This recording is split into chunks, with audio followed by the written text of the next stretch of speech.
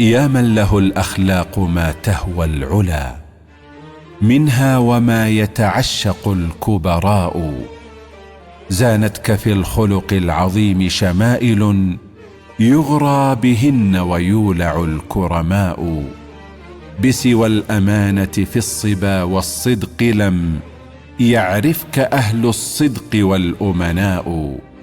فإذا عفوت فقادر ومقدر، لا يستهين بعفوك الجهلاء.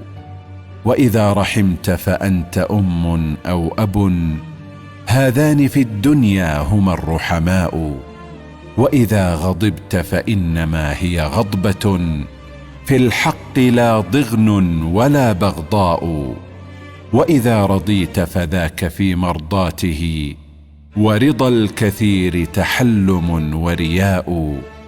وإذا أخذت العهد أو أعطيته، فجميع عهدك ذمة ووفاء.